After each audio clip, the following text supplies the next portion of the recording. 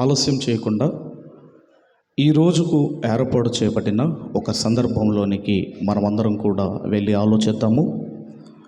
యేసుక్రీస్తు వారు మరణానికి ముందు శిష్యులతో భోజనం చేస్తాడు.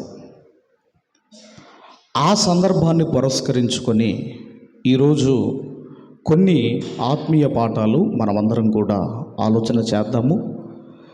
దానికి మెయిన్ టైటిల్గా మనము రాసుకునేవారుంటే క్రైస్తవులకు టవల్ నేర్పే పాఠాలు అనే అంశాన్ని మీరందరూ కూడా రాసుకోండి. క్రైస్తవులకు టవల్ అంటే తెలుసు కదమ్మా, తువ్వాల అంటాం కదా మనం. ఈ టవల్ నేర్పే పాఠాలు ఏమున్నాయి అన్నది ఈరోజు మనం అందరం కూడా ఆలోచన చేయబోతున్నాము. సందర్భం ఎక్కడుందో దయచేసి అందరూ కూడా చూడగలిగితే యోహాను సువార్త 13వ అధ్యాయము 4వ వచనము నుండి 10వ వచనం వరకు గల వాక్య భాగాలు. ఇది సందర్భం. 4 నుండి 10 వరకు ఇది సందర్భము. ఇప్పుడు 4-5 వచనాలు మనమందరం కూడా చదువుకుందాం. 4-5 వచనాలు మనమందరం కూడా చదువుకుందాం. భోజన పంక్తిలో నుండి లేచి తన పై వస్త్రమును అవతల పెట్టివేసి ఒక తువ్వాలు తీసుకొని నడుమునకు కట్టుకొనెను. అంతటా పల్లెములో నీళ్లు పోసి శిష్యుల పాదములు కడుగుటకును తాను కట్టుకొని ఉన్న తువ్వాలుతో తుడుచుటకును మొదలు పెట్టెను. ఇక్కడ మీరు ఆలోచన చేయగలిగితే యేసుక్రీస్తు వారు పై వస్త్రం తీసేసి టవాల్ చుట్టుకున్నాడు. ఆయన ఈ నడుముకు టవాల్ చుట్టుకున్నాడట. కొంతమంది పనులు చేసేటప్పుడు, ఏదైనా పనులు చేసేటప్పుడు ఈ టవాల్ను నడుము గట్టి కట్టుకుంటారు. యేసుక్రీస్తు వారు కూడా ఈ టవాల్ను నడుముకు చుట్టుకొని ఒక ప్లేట్లో నీళ్లు తీసుకొని శిష్యుల పాదములు కడుగుటకు మొదలు పెట్టెను అని మనము చదువుకుంటున్నాము. ఇంతకీ యేసుక్రీస్తు వారు అంటే ఎవరు? ఆయన ఎవరు అంటే దేవుని కుమారుడు. ఆయన ఎవరు అంటే లోకరక్షకుడు. ఆయన ఎవరు అంటే ఈజ్ ఎ క్రియేటర్, సృష్టికర్త. ఆయన ఎవరు అంటే దేవుడు. ఆయన ఇదిగోనండి శిష్యుల పాదములు కడిగి వాటిని టవాల్తో ఆయన తుడుస్తున్నాడు. అంటే ఈ సందర్భాన్ని బట్టి దేవుడు మనకు ఏదో నేర్పించాలి అనుకుంటున్నాడు. అంత గొప్ప వ్యక్తి ఇదిగోనండి శిష్యుల పాదములు కడగటం ఏంటి, వాటిని టవాల్తో తుడవటం ఏంటి అన్నప్పుడండి ఏదో మనకు దేవుడు నేర్పించాలి అనుకుంటున్నాడు. ఏమి నేర్పించాలి అనుకుంటున్నాడు అంటే, ఇదిగో నేను ఈ పని చేసి నేను తగ్గించుకున్నాను. నేను శిష్యుల పాదములు కడిగి టవల్తో తుడిచి నేను తగ్గించుకున్నాను. మీరు కూడా నన్ను ఫాలో అవుతున్న మీరు కూడా మిమ్మల్ని మీరు తగ్గించుకొని బ్రతకాలి. దేవుని పిల్లలమని చెప్పుకునే మనము ఎలా బ్రతకాలటండి? తగ్గించుకొని బ్రతకమని ఇదిగోనండి ఈ సందర్భము ద్వారా మనము నేర్చుకోవాలి. ఎన్నో మాటలు బైబిల్ గ్రంథంలో దేవుడు రాయించాడు. తగ్గించుకుంటే హెచ్చించబడతారు, హెచ్చించుకుంటే మిమ్మల్ని మీరు తగ్గించుకుంటారు అని అనేకమైన సందర్భాలు బైబిల్ గ్రంథంలో రాయించాడు. ఇందులో మీరు చూడగలిగితే పరిసయుడు, సుంకరి మీ అందరికీ తెలుసు. ఈ పరిసయుడు హెచ్చించుకొని దీర్ఘ ప్రార్థన చేశాడండి. నేనా ఫలాను సుంకరి వల్ల లేను, వారానికి 3 దినములు 2 దినములు ఉపవాసం ఉంటున్నాను, జీలకర్ర మెంతికూర అందులో ఇందులో దశంభాగం ఇస్తున్నానని తన్ను తాను హెచ్చించుకొని సుదీర్ఘమైన ప్రార్థన చేశాడు. కానీ సుంకరి తగ్గించుకొని చిన్న ప్రార్థన చేశాడు. ఇక్కడ పరిసయ్యుని ప్రార్థన మనం చూడగలిగితేనండి, దేవుడేమో పరిసయ్యుని తగ్గించాడు, సుంకరినేమో హెచ్చించాడు. ఆ ఒక్క మాట మీరు చదవగలిగితే లూకా సువార్త దయచేసి 18వ అధ్యాయం 14వ వచనాన్ని మీరు చదవగలిగితే, లూకా సువార్త 18:14 చదవమ్మా. అతని కంటే ఇతడు అంటే పరిసయ్యుని కంటే సుంకరి నీతిమంతుడుగా తీర్చబడి తన ఇంటికి వెళ్ళినని మీతో చెప్పుచున్నాను. తన్ను తాను హెచ్చించుకొనువాడు, తన్ను తాను తగ్గించుకొనువాడు హెచ్చించబడుననియు చెప్పాను.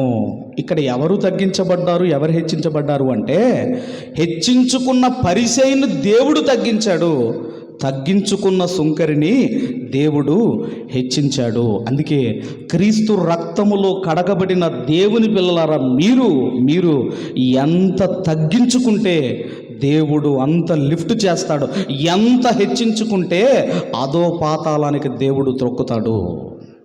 మరొక సందర్భాన్ని కూడా మీరు చూడగలిగితే, ఎవరైనా గొప్పవారు నిన్ను విందుకు పిలిచారనుకోండి, వెంటనే వెళ్ళిపోయి ముందు సీట్లో కూర్చోకన్నాడు.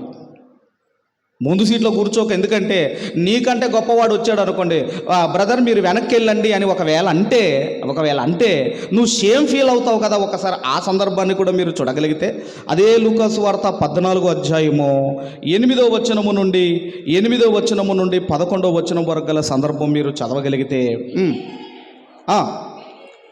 పెండ్లి విందుకు పిలిచినప్పుడు అగ్రపీఠము మీద కూర్చుండవద్దు. ఒకవేళ నీకంటే గనుడు అతని చేత పిలవబడగా నిన్నును అతన్ని పిలిచిన వాడును వచ్చి ఇతనికి చోటిమ్మని నీతో చెప్పును, అప్పుడు నీవు సిగ్గుపడి కడపటి చోటున కూర్చుండ సాగుదువు. అయితే నీవు పిలవబడినప్పుడు నిన్ను పిలిచిన వాడు వచ్చి, స్నేహితుడా పై చోటికి పొమ్మని నీతో చెప్పులాగున నీవు పోయి కడపటి చోటున కూర్చుండుము. అప్పుడు నీతో కూడా కూర్చుండు వారందరి ఎదుట నీకు ఘనత కలుగును. ఏదో నిన్ను పిలిచారు కదా అని పోయి మెయిన్ సీట్లో కూర్చునేవు అంటున్నాడు. ఒకవేళ కూర్చుంటే, ఒకవేళ పిలిచిన వ్యక్తి నీకంటే గొప్ప వ్యక్తి వస్తే నిన్ను వెనక్కి వెళ్ళమంటే నీవు ఎంత సిగ్గుపడతావు నువ్వు.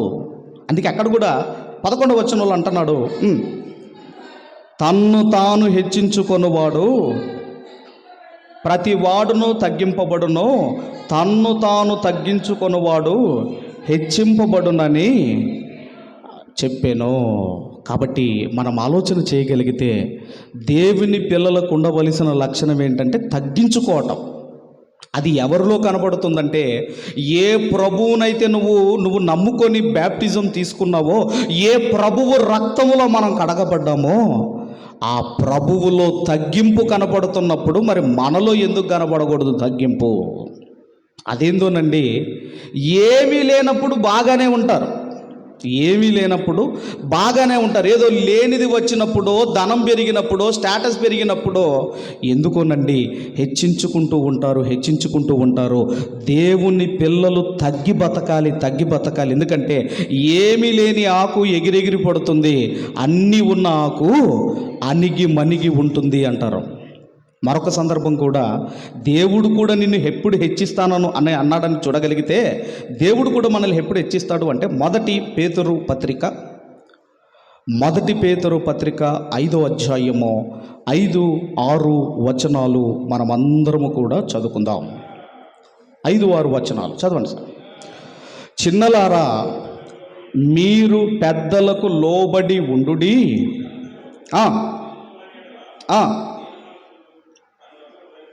దీనవన్ మనస్సు అను వస్త్రము ధరించుకొని మిమ్మును అలంకరించుకొనుడి. దేవుడు అహంకారులను ఎదిరించి దీనులకు కృప అనుగ్రహించును. దేవుడు తగిన సమయమందు మిమ్మును హెచ్చించునట్లు ఆయన బలిష్టమైన హస్తముల క్రింద దీన మనస్కులై ఉండండి. దేవుడు మిమ్మల్ని హెచ్చించాలి అన్నా, దేవుడు మిమ్మల్ని లిఫ్ట్ చెయ్యాలి అన్నా, మీలో ఉండవలసింది తగ్గి బ్రతకండి. తగ్గించుకొని మీరు హెచ్చించబడతారు. తగ్గించుకుంటే మీరు హెచ్చించబడతారు. ఎప్పుడు కూడా గతం మర్చిపోకూడదండి. మనిషి ఎప్పుడు కూడా గతం మర్చిపోకూడదు. ఎందుకంటే ప్రారంభములో నువ్వు ఎలా ఉన్నావో ఆ గతం ఎప్పుడు కూడా మనిషి మర్చిపోకూడదు. ఒకానొక సందర్భంలో ఒక దేశాన్ని పరిపాలిస్తున్న రాజుగారు ఒక దేశాన్ని పరిపాలిస్తున్న రాజుగారు అలా ఆ అడవికి వెళ్దామని అడవికి బయలుదేరాడు. ఆ గుర్రం మీద అడవికి బయలుదేరాడు. అడవిలో ఆ జనావాసాలు కనిపించాయి. కొంతమంది నివసిస్తున్నట్టుగా కనిపించటం వల్ల అక్కడ ఆగాడు. అక్కడ ఆగినప్పుడు ఒక యవనస్తురాలు, ఒక అందగత్తె, ఒక వివాహము కాని ఒక మహిళ ఏం చేస్తుందంటే, ఒక అమ్మాయి ఏం చేస్తుందంటే చింతకాయలు కొట్టుకుంటుందట. ఇప్పుడు రాజు ఆమెను చూశాడు. ఆమె చాలా అందంగా ఉంది. ఆమె దగ్గరికి వెళ్ళాడు. ఆమె ఎందుకు చింతకాయలు కొట్టుకుంటుందంటే అవి అన్నీ తెంపుకొని చింతకాయలను అమ్ముకోవడానికి, చింతకాయలు అమ్మేదన్నమాట. ఇప్పుడు రాజు ఆమెను చూశాడు. ఆమెను చూసి, ఇదిగో అమ్మాయి, నువ్వు చాలా అందంగా ఉన్నావు, నేను నిన్ను పెళ్లి చేసుకుంటాను అన్నాడు. ఎందుకంటే రాజు కదండి, మరి రాజు కదా. సరేనండి అన్నాడు. మొత్తం మీద మ్యారేజ్ చేసుకున్నాడు. అంతఃపురంలో మ్యారేజ్ చేసుకున్నాడు. ఇప్పుడు ఒక దేశానికి రానైపోయింది. తల మీద కిరీటము, మంచి జరీ శారీ కట్టుకుంది, వాళ్ళంతా నగలు ఇలా బ్రతుకుతున్నప్పుడు ఎవరో బయట చింతకాయలు అని వినబడిందటండి. సైనికుడిని పిలిచి, ఒరే ఎవరో బిలు చింతకాయలు అంటుందని పిలిచి, అప్పుడు ఆ చింతకాయలను అడుగుతుందట. ఆ అమ్మే అమ్మాయిని అంటుందట, చింతకాయలు అమ్మే అమ్మాయిని అంటుందట. ఏమంటుందంటే, ఏమే ఈ చింతకాయలన్నీ వంకర టింకర ఉన్నాయి ఏందంటుందట. చింతకాయలన్నీ వంకర టింకర ఉన్నాయి ఏందంటుందట. చింతకాయలు ఎక్కడన్నా స్ట్రేట్గా ఉంటాయండి? చింతకాయలు ఎక్కడైనా స్ట్రేట్గా ఉంటాయా? అంటే ఈ రానైన తర్వాత ఇవి ఏమైపోయింది? ఇవే తన గతము, తన ప్రారంభము మర్చిపోయింది. మరి నువ్వు ఒకప్పుడు చింతకాయలు అమ్మేదానివే కదా, నీకు తెలియదా అప్పుడు? కాబట్టి ఎప్పుడైతే రానయ్యిందో, ఇదిగోనండి తన గతాన్ని మర్చిపోయింది. అందుకే దేవుని పిల్లలు కానీ ఎవరైనా కానీ గతాన్ని ఎప్పుడు మర్చిపోకూడదు. ఎందుకంటే ప్రారంభములో ఏ స్థితిలో ఉండేవాడివి, ఎలా నడుచుకుంటూ వచ్చేవాడివి, ఎక్కడ నివసించేవాడివి, ఎలా ఉండేవాడివి, ఇప్పుడు దేవుడు నీకు ఏ స్థితినిచ్చాడు? ఎప్పుడు కూడా నీ ప్రారంభం నువ్వు మర్చిపోయావా? నువ్వు అతిశయిస్తావు, నువ్వు గర్విస్తావు. గర్వించే మనిషి ఇతరులను చిన్నచూపు చూస్తాడు. గర్వించే మనిషి ఇతరులను తక్కువ చేసి మాట్లాడతాడు. అందుకేనండి ఇది మనం ఆలోచన చేయగలిగితే, ఇదిగోనండి మన ప్రారంభం ఎప్పుడు కూడా మనం మర్చిపోవద్దు. ఒకప్పుడు నేను ఎక్కడ ఉండేవాడిని, ఇప్పుడు ఎక్కడ ఉంటున్నాను. ఒకప్పుడు నేను ఎలా వెళ్ళేవాడిని, ఇప్పుడు నేను ఎలా వెళ్తున్నాను. ఒకప్పుడు మేము ఎలా ఉండేవాళ్ళము, ఇప్పుడు నేను ఎలా ఉంటున్నాను. ఇప్పుడున్న దాన్ని బట్టి ఎప్పుడు కూడా మనము గర్వించకూడదు. గర్వం అనేది మనిషిలో ప్రవేశించిందా, నాశనమునకు ముందు గర్వము నడుచును అన్నాడు. ఒక వీధిలో ఒక భిక్షాటన చేసేవాడు కూర్చునేవాడట. ఆ భిక్షాటన చేసేవాడు మహాజ్ఞానటండి. అసలు ఎంత బాగా మాట్లాడతాడంటే అంత బాగా మాట్లాడేవాడట. ఆ దారి గుండా ఒకరోజు మంత్రి వెళుతున్నప్పుడు మంత్రి గారికి ఒక ప్రశ్న ఇస్తే మంత్రి గారే చెప్పలేకపోయాడట. అప్పుడు మంత్రి గారు అనుకున్నారు, అబ్బో ఇతను చాలా జ్ఞానవంతుడు, ఇతను ఉండవలసింది ఇక్కడ కాదు, ఇతన్ని రాజు దగ్గరికి తీసుకొని వెళ్దామని మంచి బట్టలు కొనిచ్చాడట. ఇప్పుడు ఈ పాత బట్టలు ఉంటాయి కదండి, ఈ మాచిపోయిన బట్టలు, ఒక చేతిలో కర్ర, చేతిలో ఒక చిప్ప, ఈ చినిగిపోయిన అరిగిపోయిన ఈ చెప్పులన్నీ కూడా ఒక సంచిలో పెట్టుకున్నాడట. రాజుగారి దగ్గరికి బయలుదేరాడు. ఇప్పుడు రాజుగారు కూడా పరీక్షించి ఏం చేశాడంటే, అమ్మో వీడు మంచి జ్ఞానవంతుడు అని ఏం చేశాడంటే మహామంత్రి పోస్ట్ ఇచ్చాడట. ఆయనకు ఒక రూమ్ ఇచ్చాడట. ఇగో ఇలాంటిది ఏదో అక్కడ ఉన్న మూలకున్న లాంటి ఒక బీరువా లాంటిది ఏదో ఇచ్చాడట. అప్పుడు ఈయన వెళ్ళి ఆ సంచిని అందులో పెట్టుకున్నాడట. ప్రతిరోజు మార్నింగ్ ఈవినింగ్ ఆ బీరువా తెరుస్తాడట, చూస్తాడట, డోర్లు వేస్తాడట. ఇలా ప్రతిరోజు మార్నింగ్ ఈవినింగ్ చూస్తున్నాడని అక్కడ సీక్రెట్ ఏజెంట్లు ఉంటారు కదండి ఆ దేశంలో. ఈయనేదో రాజుగారి ధనాగారములో నుండి ఈయన వజ్ర వైడూర్యాలు దొంగిలిస్తున్నాడు అని ఏం చేశారంటే ఈ మహామంత్రి మీద, ఈ అడుక్కునేవాడి మీద ఒక అభియోగం మోపారు, ఒక నింద మోపారు. రాజుగారి దగ్గరికి వెళ్ళిందండి కేసు. అప్పుడు రాజుగారు అన్నారు, ఏం మహామంత్రి, నువ్వు ప్రతిరోజు ఆ ధనాగారంలోంచి బంగారం అంతా నువ్వు దొంగిలించి నీ బీరువాలో నువ్వు దాచుకుంటున్నావని మాకు సీక్రెట్ ఏజెంట్ల ద్వారా ఇన్ఫర్మేషన్ వచ్చింది. ఇది నిజమేనా? పదండి, నేనే వచ్చి డైరెక్ట్గా చూస్తానని మా రాజుగారే వచ్చి ఆ బీరువా ఓపెన్ చేస్తే అందులో ఏమున్నాయండి? అందులో ఏమున్నాయి? సంచిలో ఒక కర్ర, ఆయన అరిగిపోయిన చెప్పులు, ఆ చినిగిపోయిన మాసిపోయిన బట్టలు, ఆడుకోవడానికి ఒక చిప్ప. అదేంటి ఇవెందుకున్నాయి అని అడిగాడట రాజుగారు. రాజా, మీరు నన్ను పిలిచి మంచి పోస్ట్ ఇచ్చారు, మహామంత్రి పోస్ట్ ఇచ్చారు. ఎక్కడ నాకు గర్వం వస్తుందో, ఎక్కడ నేను ఇదిగో అతిశయపడతానో, ఇక నా అంతటి వాడు లేడేమో అని నేను ఎక్కడ గర్విస్తానేమో అని ప్రతిరోజు నా స్థితి ఏంటో మార్నింగ్ ఒకసారి, ఈవినింగ్ ఒకసారి నేను చూసుకుంటున్నాను రాజా అని చెప్పేసరికండి అటు రాజు సంతోషపడ్డాడు, అటు అక్కడ వచ్చిన వాళ్ళందరూ కూడా సంతోషపడి వెళ్ళిపోయారు.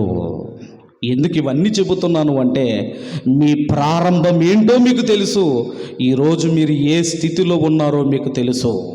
అందుకే దేవుడు అంటున్నాడు, ఎంత మనము తగ్గించుకుంటే అంత మనము ఇదిగో దేవుడు మనల్ని హెచ్చిస్తాడు, అంతగా హెచ్చిస్తాడు దేవుడు. ఏదో అందంగా ఉంటే గర్విస్తారు, ఎత్తుగా ఉంటే గర్విస్తారు, మంచి బట్టలు వేసుకుంటే గర్వం, బలం ఉంటే గర్వం, ఏదున్నా గర్వం గర్వం గర్వం గర్వం.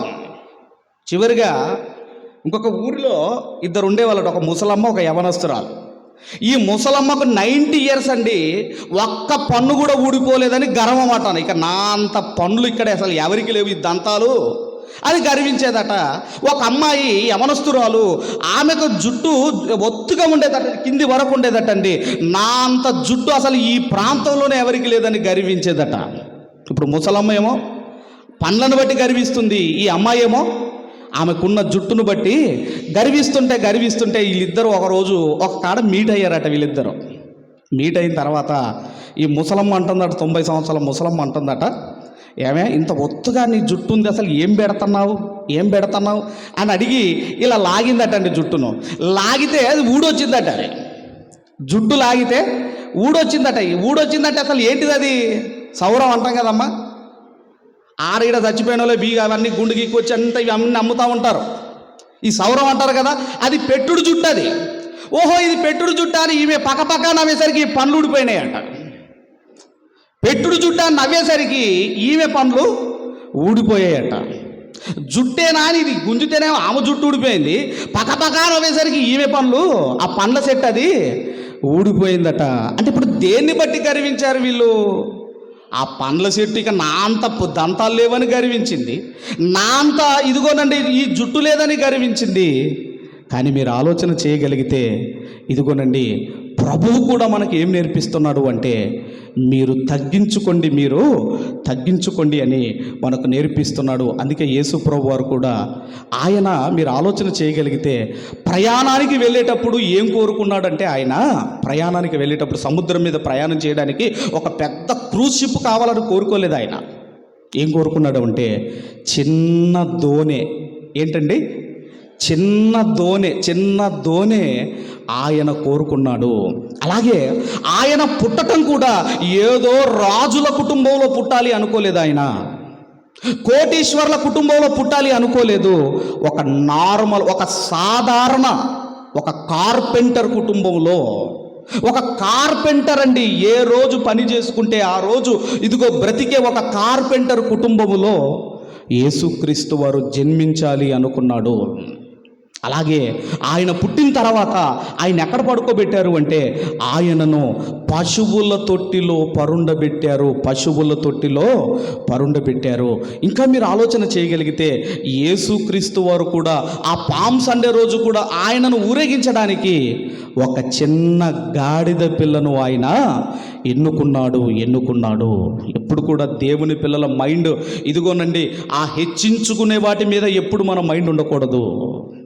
నేనేంటి, నా లెవెల్ ఏంటి, మేమేంటి అనే ఈ మనసు ఎప్పుడు కూడా దేవుని పిల్లలకు ఉండకూడదు. నువ్వు ఎంత తగ్గించుకుంటే దేవుడు అంత హెచ్చిస్తాడు, ఎంత హెచ్చిస్తే అంత తగ్గిస్తాడు. కాబట్టి ఈ సందర్భాన్ని బట్టి యేసుక్రీస్తు వారే శిష్యుల పాదములు కడుగుతున్నాడు అంటే, ఒక లోకరక్షకుడు, ఒక ప్రపంచానికి ఒక చక్రవర్తి, ఆయన శిష్యుల పాదాలు కడుగుతున్నాడు అంటే నేను తగ్గించుకున్నాను, మీరు కూడా తగ్గించుకోండి, తగ్గి బ్రతకండి.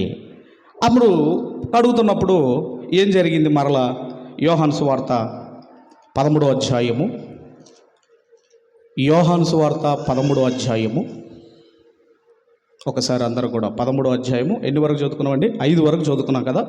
6వ వచనం నుండి చదువుకుందాం. 6వ వచనం చదవమ్మా. ఇట్లు చేయుచు ఆయన సీమోను పేతురు నొద్దకు వచ్చినప్పుడు అతడు, ప్రభువా, నీవు నా పాదములు కడుగుదువా అని ఆయనతో అనెను. అందుకు యేసు, నేను చేయుచున్నది ఇప్పుడు నీకు తెలియదు కానీ ఇక మీదట తెలుసుకుందువని అతనితో చెప్పగా, పేతురు, నీవెన్నడు నా పాదములు కడగరాదని ఆయనతో అనెను. అందుకు యేసు, నేను నిన్ను కడగని ఎడల నాతో నీకు పాలు లేదనేను. అంటే నాతో నీకు వాటా లేదు పేతురు. నేను గనక నీ పాదములు కడగకపోతే నాకుతో నీకు వాటా లేదు, పాలు లేదు అని చెప్పినప్పుడు సీమోను పేతురు, ప్రభువా, నా పాదములు మాత్రమే కాక నా చేతులు నా తల కూడా కడుగుమని ఆయనతో చెప్పాను. అయ్యా, అట్లాగైతే మీతో నాకు వాటా కావాలి అంటే నా కాళ్ళు చేతులు టోటల్గా నన్ను కడగమని చెబుతూ అప్పుడు 10వ వచనములో అతన్ని చూచి, స్నానము చేసినవాడు పాదములు తప్ప మరి ఏమియో కడుక్కొనక్కరలేదు, అతడు కేవలము పవిత్రుడాయేను. చాలండి. ఇక్కడ మనం చూడగలిగితేనండి, స్నానము చేసినవాడు కాళ్ళు కడుక్కుంటే సరిపోతుంది అంటున్నాడు. ఇప్పుడు మనం ఉదయమే స్నానం చేసి బయటికి వెళ్తాం, వరంగల్కో మొత్తం మీద వెళ్ళొస్తాం. వెళ్ళొచ్చిన తర్వాత మళ్ళీ స్నానం చేస్తారా? కాళ్ళు కడుక్కుంటారా?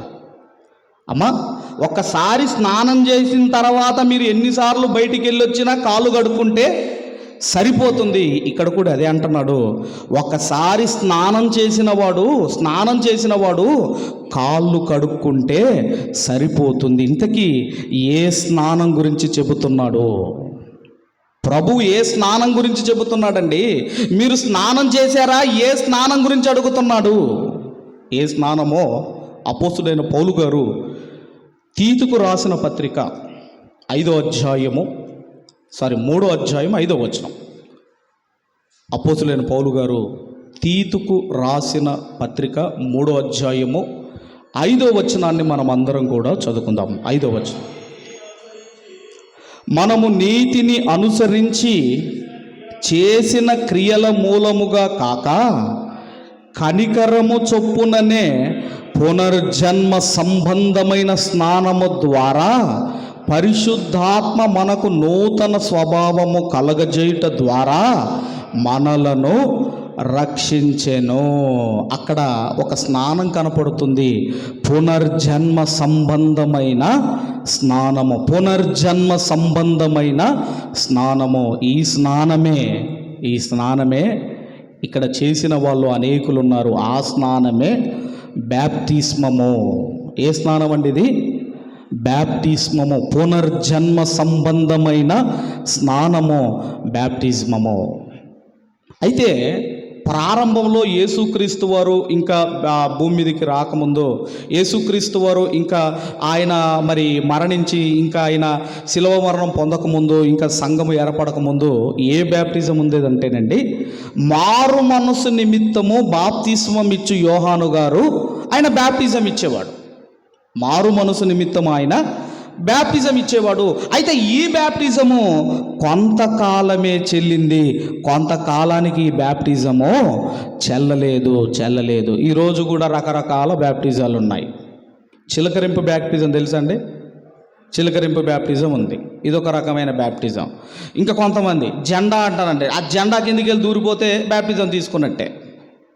ఇలా ఈరోజు సమాజంలో రకరకాల బ్యాప్టిజాలు ఉన్నాయి. కానీ ఏ బ్యాప్టిజం కరెక్ట్ అంటేనండి, ముంచుడు బ్యాప్టిజం అండి. ముంచుడు, దైవజనుడు తర్వాత ఆ తీసుకునే వ్యక్తి నీళ్ళలో మునగాలి. తండ్రి కుమార పరిశుద్ధాత్మ నామములో సంఘము ఎదుట, ఇదిగో సర్వ సృష్టి ఎదుట మనం ఏం చేయాలి? అది అండి నిజమైన బ్యాప్టిజం. అంతేగాని ఇప్పుడు ముంచితే బట్టలు మరకలు పోతాయా, లేకపోతే చిలకరిస్తే బట్టలు మరకలు పోతాయా? ఎప్పుడు పోతాయండి బట్టల మరకలు? దాన్ని ముంచాలి. దాన్ని ఏదో చిలకరించినంత మాత్రాన ఆ మరకలు పోవండి. అలాగే ఇక్కడ కూడా యోహాను గారి బ్యాప్టిజము కొంతకాలం నడిచింది.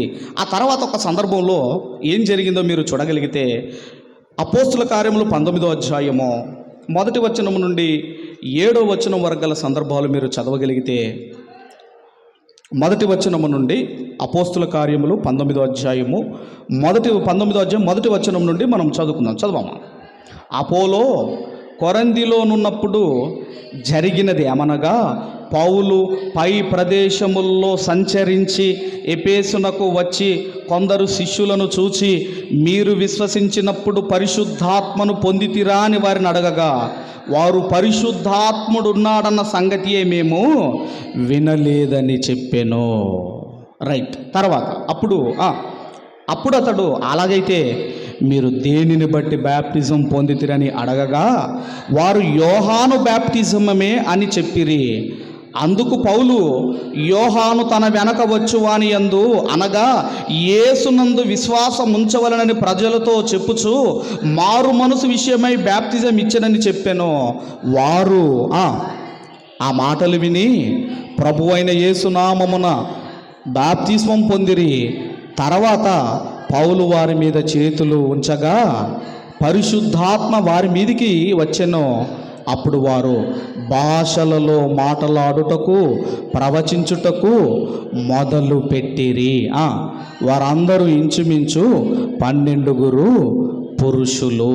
ఇప్పుడు యోహాను గారు ఇచ్చిన బ్యాప్టిజం ఆల్రెడీ పొందుకున్నారు, ఇక మళ్ళీ అవసరం లేదులేండి అని అంటం లేదు. ఆ బ్యాప్టిజం అనేది కొంతకాలము చెల్లింది, కొంతకాలానికి ఆ బ్యాప్టిజం అనేది చెల్లలేదు. మరలా పౌలు గారు ఇదిగో బ్యాప్టిజం ఇచ్చి ఆయన చేతులు ఉంచగానే పరిశుద్ధాత్మను వరము పొందుకున్నారు. కాబట్టి సరైన బ్యాప్టిజం నువ్వు తీసుకున్నప్పుడు ఎన్నిసార్లు నువ్వు బ్యాప్టిజం తీసుకున్నా పెద్ద దానివల్ల యూజ్ ఏమీ లేదు. కాబట్టి సరైన బ్యాప్టిజం మనం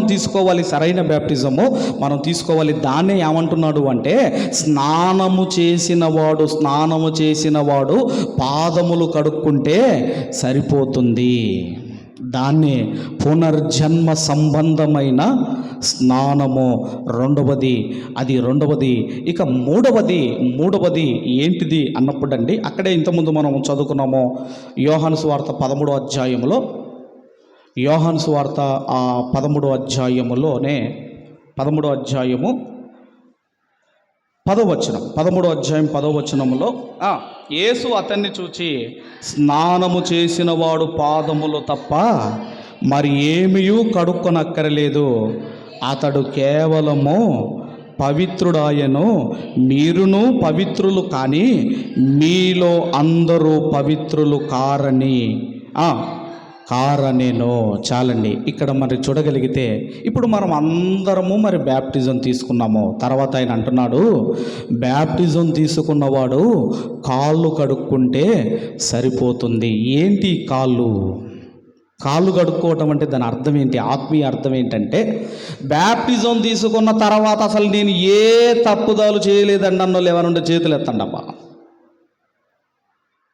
అసలు ఇప్పటి వరకు బ్యాప్టిజం తీసుకున్నప్పటి నుంచి అండి అసలు నేను ఏ తప్పు చేయలేదండి అన్నోళ్ళు ఇంత చేతులు ఎత్తండి. ఎవ్వరూ ఎత్తలేరు, ఎందుకంటే అది మానవ నైజము కాబట్టి. అందుకే అంటున్నాడు, బ్యాప్టిజం తీసుకున్న తర్వాత కూడా ఏవో చిన్న చిన్న తప్పిదాలు చేస్తుంటాము. వాటిని ప్రతిరోజు మనం ఏం చేసుకోవాలి? రాత్రి పడుకునే ముందు మిమ్మల్ని మీరు శుద్ధీకరించుకోవాలి. దేవా, ఈ ఉదయము నుండి ఈ రాత్రి వరకు నేనేమైనా తప్పిదాలు చేశానేమో, నా పిల్లలు, నా భార్య, నా కుటుంబము ఏదైనా తప్పిదం చేసిందేమో, మమ్మల్ని శుద్ధీకరించు దేవా అని ప్రతి దినము మిమ్మల్ని మీరు పరిశుద్ధపరుచుకోవాలి. మొదటి యోహాను పత్రిక మొదటి అధ్యాయము 8, 9 వచనాలు మనమందరం కూడా చదువుకుందాం. మనము పాపము లేని వారమని చెప్పుకొనిన ఎడల మనలను మనమే మోసపుచ్చుకొందుము. అసలు నాలో ఏ పాపము లేదండి, ఎంత పరిశుద్ధంగా యేసయ్య బతికినట్టే బతుకుతున్నానంటే నిన్ను నీవు మోసపరుచుకుంటున్నావు అంటున్నాడు. మరియు మనలో సత్యం ఉండదు. మన పాపములను మనము ఒప్పుకొనిన ఎడల ఆయన నమ్మదగిన వాడును నీతిమంతుడును గనుక ఆయన మన పాపములను క్షమించి సమస్త దుర్నీతి నుండి మనలను పవిత్రులనుగా చేయును. ఇప్పుడు ఒక తప్పు చేశారండి, ఇప్పుడు క్షమించమని అడిగారు, దేవుడు క్షమించాడు. మళ్ళీ చేశారు అనుకోండి, ఎలా ఉంటుందమ్మా? మళ్ళీ తప్పు చేశారు, మళ్ళీ దేవుడు క్షమిస్తాడు. ఇలా ఎంతకాలం అని దేవుడు కూడా క్షమిస్తాడు. మార్పు అంటే ఏ విషయములోనైతే నువ్వు మారాలనుకుంటున్నావో ఆ విషయములో నీ హృదయము నలిగిపోవాలి, నీ హృదయము కరిగిపోవాలి. లేదంటే ఆ విషయములో నువ్వు మారలేవు. దావీదు గారు అందుకే అన్నాడు, అయ్యా, విరిగి నలిగిన హృదయమే నీకు ఇష్టమైన బలి. ఒక తప్పు చేసి ఏమనుకున్నాడంటే ఆ విషయములో మనసు ఇరగ్గొట్టుకున్నాడు దావీదు గారు. హిమము కంటే నన్ను తెల్లగా కడగమన్నాడు దావీదు గారు.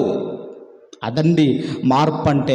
ఏదో బాత్రూమ్ కడిగినట్టుగా, ఫినాయిల్తో బాత్రూమ్ కడిగినట్టుగా ఊరికే తప్పులు చేయటం, క్షమించయ్యి అనటం, తప్పులు చేయటం, ఒకసారి 2 సార్లు ఎన్నిసార్లు దేవుడు కూడా క్షమిస్తాడు. కాబట్టి మనము ఒప్పుకొని విడిచిపెట్టాలి. సామెతల గ్రంథంలో కూడా చివరిగా సామెతల గ్రంథము 28వ అధ్యాయము 13వ వచనాన్ని మనం చదువుకుందాం. సామెతల గ్రంథం 28వ అధ్యాయం 13వ వచనాన్ని మనమందరం కూడా చదువుకుందాం. అతిక్రమములు దాచిపెట్టువాడు వర్ధిల్లడు, వాటిని ఒప్పుకొని విడిచిపెట్టువాడు కనికరము పొందును. అతిక్రమము దాచిపెట్టువాడు వర్ధిల్లడు. ఇప్పుడు అతిక్రమముతో, ఒకవేళ అతిక్రమములు, ఈ తప్పిదములు చేసుకుంటూ మీరు బ్రతికితే భయముతో మీరు బ్రతకాలి, భయముతో మీరు బ్రతకవలసి ఉంటుంది. ఒక కుటుంబంలో బాధ పెంచుకునేవారటండి ఆ కుటుంబీకులు. ఒకరోజు వాళ్ళ కొడుకు ఏం చేశాడంటే, వాడు మొత్తం మీద దాన్ని ఏమనుకున్నాడేమో, దాన్ని చంపి దాన్ని పాతి పెట్టాడట. ఇలా పాతి పెడుతుంటే అక్క చూసిందట.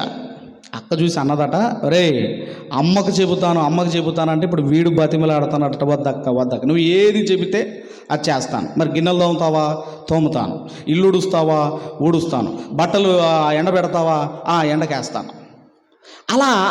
ఇలా వీడు చేస్తున్నాడు. ఒకరోజు వాడికి విరక్తి వచ్చిందండి. ఇలా ఎంతకాలం నేను భయపడుతూ బతకాలి అని అమ్మ దగ్గరికి వెళ్ళి, అమ్మ, ఒక తప్పు చేశాను, నువ్వు క్షమిస్తానంటే చెబుతాను, నువ్వు క్షమిస్తానంటేనే చెబుతాను, పోనీలేరా చెప్పన్నప్పుడు, అమ్మా, ఆ రోజు నువ్వు బాతు ఎక్కడ నువ్వు వెతికావు కదా, ఏదో నేనే దాన్ని చంపి నేను దాన్ని పాతి పెట్టానమ్మా, దయచేసి నన్ను క్షమించమ్మా అనగానే ఆ తల్లి క్షమించింది. ఇప్పుడు అక్క అంటుంది, ఒరే గిన్నెలు తోమరా అంటే ఇప్పుడు వీడేమంటున్నాడు, తామను పో అంటున్నాడు. ఎందుకమ్మా? తప్పొప్పుకున్నవాడు ధైర్యంగా ఉంటాడు, తప్పుదాలు చేస్తున్నవాడు భయపడుతూ బ్రతుకుతాడు. కాబట్టి ఈ టవల్ నేర్పుతున్న పాఠం ఏంటంటే, ఒకటి, తగ్గించుకోండి, లేదంటే ఆయన తగ్గించాడా అదో పాతాళానికి తొక్కేస్తాడు దేవుడు. తగ్గించుకోండి. రెండవది, పునర్జన్మ సంబంధమైన ఆ స్నానము చెయ్యండి. స్నానం చేసిన తర్వాత మూడవది, ఏదైనా తప్పిదాలు చేస్తే ఇదిగోనండి అతిక్రమములను మీరు ఒప్పుకొని విడిచిపెట్టి మళ్ళీ వాటి జోలికి మీరు వెళ్ళకండి. పరిశుద్ధముగా బ్రతకండి, పవిత్రముగా బ్రతకండి. యేసుక్రీస్తు వారిని మాదిరిగా పెట్టుకున్న మనము ఆయన వైపు చూచుచు మనం ముందుకు కొనసాగాలని కోరుకుంటూ ఈ నా మాటలు ముగిస్తున్నాను. దేవుడు మనందరిని దీవించి ఆశీర్వదించును గాక.